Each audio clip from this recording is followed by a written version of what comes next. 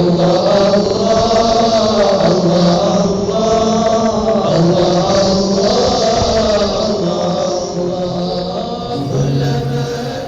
والسلام على أشرف الأنبياء والمرسلين سيدنا محمد وعلى آله وصحبه أجمعين. رب اشرح لي صدري ويسر لي أمري واحلل عقدة من لساني يفقهوا قولي. إلهي أنت مقصودي ورضاك مطلوبي أعطني محبتك ومحبتك. Alhamdulillah, para jemaah dirahmati Allah sekalian, alhamdulillah.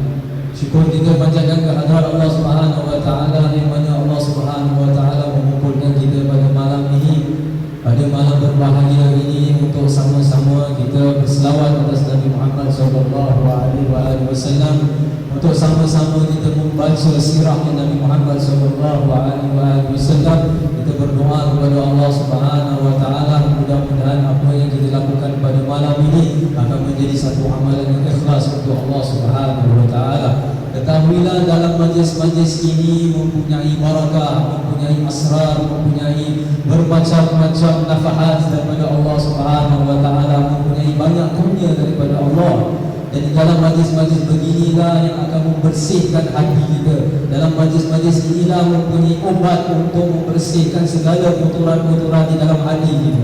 Seperti mana Allah Subhanahu wa taala berfirman, yauma la yanfa'u malun wa la banun illa man atallaha biqalbin salim. Pada hari yang mana tidak ada manfaat bagimu harta benda dan anak pinak kamu, kecuali bagi siapa yang datang kepada Allah dengan hati yang bersih, dengan qalbun salim, kata Allah Subhanahu wa taala. Apa makna qalbun salim? Apa maknanya hati yang bersih? Hati yang bersih itu adalah hati yang mana tidak ada riak di dalamnya, tidak ada hasad di dalamnya, tidak ada takabur di dalamnya, tidak ada segala-gala sifat-sifat yang menjauhkan kita daripada Allah, tidak ada sifat-sifat kotor yang menjauhkan kita daripada Rasulullah sallallahu alaihi wasallam.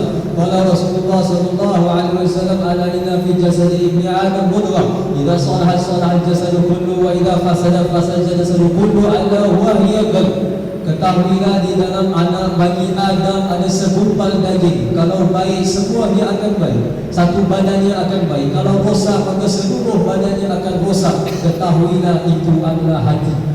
Kita kalau melihat diri kita, kita dah hidup di dalam dunia ini dah berapa tahun lamanya, adakah kita pernah melihat wajah Nabi Muhammad sallallahu alaihi wasallam? Kita membaca maulid Nabi sallallahu alaihi wasallam, tujuan kita datang ke sini tidak lain tidak bukan melainkan mahabbah kepada Nabi sallallahu alaihi wasallam. Tidak lain tidak bukan kita datang di sini supaya Allah mengampunkan segala dosa-dosa. Tidak lain tidak bukan kita datang di sini mudah-mudahan Allah bukakan hijab, bukakan hati kita, kita dapat melihat Rasulullah sallallahu alaihi wasallam. Tidakkah kita rindu nak melihat baginda Nabi Muhammad sallallahu alaihi wasallam? Tidakkah kita rindu, tidakkah kita cinta, tidakkah kita betul-betul ingin dan melihat wajah Rasulullah sallallahu alaihi wasallam sebelum kita berpindah ke alam barzakh, sebelum kita berpindah ke alam akhirat, sebelum kita masuk nanti di dalam syurga dengan Nabi Muhammad sallallahu alaihi wasallam. Tetapi kalau nak melihat wajah baginda sallallahu alaihi wasallam, hati kita nak kena bersih. Hati kita nak kena bersih daripada segala sifat-sifat yang jahat, daripada segala sifat takabur, hasad, riya, ujub dan sebagainya. Kalau ada sifat-sifat gini, maka diharamkan kita melihat wajah Nabi Muhammad sallallahu alaihi wasallam. Kerana wajah Nabi Muhammad sallallahu alaihi wasallam adalah wajah yang mulia, adalah wajah yang dikasihi Allah Subhanahu wa taala. Beliaulah Rasulullah, beliaulah Nabiullah, beliaulah Habibullah. Beliau adalah penghulu bagi semua nabi, beliau adalah penghulu bagi semua para rasul. Kerana beliaulah diciptakan dunia ini, kerana beliaulah kita ini mengenal Islam, kerana beliaulah kita pada hari ini berkumpul untuk bersahabat dengan Nabi Muhammad sallallahu alaihi wasallam. Maka bersihkanlah hati kita, baikkanlah diri kita. Janganlah kita tinggalkan daripada majlis ini kecuali kita semua bertaubat kepada Allah Subhanahu wa taala. Janganlah kita tinggalkan majlis ini kecuali kita dah berazam akan melakukan segala perintah Allah Subhanahu wa taala. Janganlah kita tinggalkan majlis ini kecuali kita dah berazam untuk meninggalkan segala maksiat yang kita lakukan kepada Allah Subhanahu wa taala. Ketahuilah, sampai saat ini kalau kita belum melihat Nabi sallallahu alaihi wasallam, ketahuilah kita masih jadi orang-orang yang berdosa. Kita masih menjadi hamba-hamba Allah yang penuh dengan dosa. Maka banyak beristighfarlah para jemaah sekalian. Banyaklah berselawat atas Nabi sallallahu alaihi wasallam. Ya ayyuhalladzina amanu tubu ilallahi taubatan nasuha. Wahai orang-orang yang beriman, taubatlah kamu kepada Allah dengan taubat yang nasuha. Kita berada di bulan Rabiul Awal. Kita ada di bulan yang mana Nabi SAW dilahirkan. Kita berada di bulan yang mana para awliya as-salihin, para salafus salih, apabila masuk pada bulan ini mereka begitu gembira sekali hati mereka kerana akan mengadakan banyak majlis-majlis maulid. Mereka akan dapat bersama-sama beramai-ramai untuk berselawat atas Nabi Muhammad sallallahu alaihi wasallam. Man shalla alaihi marra sallallahu alaihi ashra marra. Barang siapa yang berselawat atas Rasulullah sallallahu alaihi wasallam satu kali, Nabi sallallahu alaihi wasallam, Allah Subhanahu wa taala akan melimpahkan rahmat 10 kali kepada kita. Nabi sallallahu alaihi wasallam bersabda, "Idza maradu bi riyadil jannah farta'u." Kalau kamu melewati setempat yang mana ada tempat halaqah, ada taman-taman syurga, maka singgahlah. Maka apa itu taman-taman syurga? Taman-taman syurga adalah yang mana di mana para jemaah menyebut nama Allah, di mana para jemaah menyebut nama Nabi Muhammad sallallahu alaihi wasallam. Tahuilah kita semua sekarang berkumpul di dalam Raudhatul min Riyadil Jannah. Kita berada di taman syurga pada hari ini. Kita berdoa kepada Allah Subhanahu wa taala seperti mana dia kumpulkan kita pada hari ini di dalam taman syurga-Nya. Kita akan bersama-sama nanti dengan Nabi sallallahu alaihi wasallam di akhirat nanti. Mudah-mudahan Allah Subhanahu wa taala mengampunkan segala dosa-dosa kita. Kita adalah hamba-hamba Allah yang banyak dosa para jemaah. Kita adalah hamba-hamba Allah yang muqassirin, yang telah banyak melakukan kesalahan. Kita adalah orang-orang yang banyak solat, kita sembahyang pun kita ada khusyuk di dalamnya. Seperti mana firman Allah, "Fawailul musallin alladzina hum an salatihim sahun." Celakalah orang-orang yang solat yang mana di dalam solatnya mereka lalai. Hati mereka tak ada hudur, hati mereka tak ingat kepada Allah, hati mereka tak merasakan kebesaran Allah. Mereka tak merasakan mereka itu kecil, tak merasakan mereka itu seperti hamba Allah yang hina. Maka inilah majlis pada hari ini. Kita dikumpulkan Allah, mintalah Allah supaya Allah bersihkan segala kotoran-kotoran di dalam hati kita, supaya kita kembali nanti ke rumah kita, kita menjadi orang-orang yang lebih bertakwa kepada Allah, orang-orang yang banyak meninggalkan solat. Mudah-mudahan dengan berkat majlis ini mereka akan dirikan solat. Barang siapa yang kurang untuk melakukan solat jemaah, mudah-mudahan lepas majlis ini mereka akan diberikan hidayah oleh Allah untuk melakukan sembahyang jemaah. Berkata Ibrahim, Syekh Ibrahim bin Khawas di dalam kitab Imam Nawawi, kitab Adhkar, dia mengatakan dawaul qulub khamsatu asya. Obat bagi hati ada 5 perkara.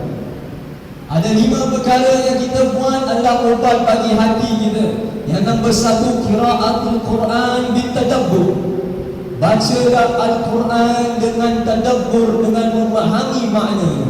Apabila kita membuka Al-Quran, membacanya dan memahami, menghayati maknanya, akan membaikkan hati kita, menjadikan hati kita tidak cinta kepada dunia, menjadikan hati kita cinta kepada akhirat, menjadikan hati kita cinta kepada Allah Subhanahu wa taala. Yang pertama, qiraatul Quran bitadabbur, dan nombor 2, ikhlaqul batni, kosongkan perut. Maksudnya kosongkan perut itu jangan terlalu kenyang. Apabila perut itu terlalu kenyang dengan makanan, dengan minuman, akan menjadikan orang itu malas untuk beribadah kepada Allah Subhanahu wa taala. Banyak manusia diharamkan bangun pada waktu malam kerana pada waktu malam mereka penuhkan perut mereka. Mereka penuhkan dengan terlalu banyak makanan, sampaikan balik pun mereka susah untuk bangun pada waktu subuh, susah bangun untuk waktu qiyam boleh. Maka kita nak kena jaga diri kita, nak kena jaga diri kita, maka supaya kita lebih kuat untuk beribadah kepada Allah Subhanahu wa taala. Dan obat hati kita yang nombor 3 adalah qiyamul lail, adalah bangun pada waktu malam untuk beribadah kepada Allah Subhanahu wa taala. Seperti mana Nabi sallallahu alaihi wasallam bersabda, "Alaikum bi qiyamil lail fa innahu da'bus salihin min qablikum." Bagi kamu bangun pada waktu malam, kerana bangun pada waktu malam adalah amalan yang selalu dilakukan oleh orang-orang salih sebelum kamu. Orang-orang salihin mereka gembira apabila masuk pada waktu malam. Ada yang antara mereka sembahyang qiyamul lail 2 jam sebelum subuh, yang ada 3 jam sebelum subuh, yang ada bangun pada satu malam seterusnya, tidak tidur pada waktu malam, kerana mereka dah merasakan manis bermunajat kepada Allah Subhanahu Wa Taala. Kita tanya diri kita para jemaah, kita dah rasa manis ke belum? Apabila kita takbir untuk melakukan solat, kita dah rasa manis ke belum apabila kita bermunajat membaca Fatihah di dalam sembahyang kita? Kita dah rasa manis ke belum apabila kita sujud mengucapkan subhana rabbiyal a'la wa bihamdihi? Adakah kita dapat menitiskan air mata kita untuk Allah Subhanahu Wa Taala di dalam pada waktu malam? Maka sesungguhnya orang yang bangun pada waktu malam itu adalah ubat bagi para awliya salih, seperti mana Abi Abdullah bin Muhammad Syatri mengatakan, aku tak suka untuk hidup untuk di dalam dunia ini melainkan kerana ada qiyamul lail. Disebabkan masih ada qiyamul lail, aku masih suka tinggal di dalam dunia ini. Kita tanya diri kita, kita bangun tak pada waktu malam? Sebenarnya maulid ini, kita berjumpa pada malam ini, berselawat atas Nabi SAW, membantu kita lagi pada malam ini untuk bangun. Kerana kita dah banyak berselawat atas Nabi SAW, kita dah bersihkan di dalamnya ini, dah bersihkan semuanya. Maka nanti insyaAllah kita berazam daripada hari ini sampai akhir hayat kita, bangunlah pada waktu malam. Ingatlah pada hari fakir kita di hari kiamat. Hari kiamat itu orang yang tak bangun malam akan menjadi fakir, akan menjadi miskin, tidak ada amal ibadah. Orang-orang yang bangun pada waktu malam, yang minta ampun kepada Allah Subhanahu Wa Taala, mereka lah yang akan masuk di dalam syurga bersama Nabi Muhammad Sallallahu Alaihi Wasallam. Kita tanya diri kita, nak masuk dengan Rasulullah ke tidak di dalam syurga? Adakah kita sampai hari ini nak malas untuk bangun pada waktu malam? Hatta rakaatain, walaupun 2 rakaat sudah mencukupi kalau kita lakukan secara istiqamah. Kita nak bersama Rasulullah, kita nak dengan Nabi Muhammad nanti di hari kiamat. Kita inginkan nanti di telaga Rasulullah hulurkan tangannya, minumlah kamu telaga ini daripada tangan baginda Nabi Muhammad SAW. Tapi kita kena rajin beribadah, kita kena taat kepada Allah, kena taat kepada Rasul, kena bertakwa kepada Allah Subhanahu Wa Taala. Kalau kita malas nak solat, malas nak bangun malam, malas nak selawat kepada Nabi, malas nak mencari ilmu, bagaimana nak mendapatkan syafaat Nabi Muhammad sallallahu alaihi wasallam? Obat yang keempat untuk hati adalah wattadarru fis sa'ri. Pada waktu suhur, pada waktu malam sebelum subuh, tadarru, rendahkan diri kita kepada Allah. Kerana waktu itu adalah waktu yang mana seorang hamba bermunajat kepada Allah tanpa sifat riya. Kerana jika ada manusia yang melihat dia ibadah pada waktu malam, kecuali antara dia dan Allah Subhanahu Wa Taala, itu pun akan mengobatkan hati kita.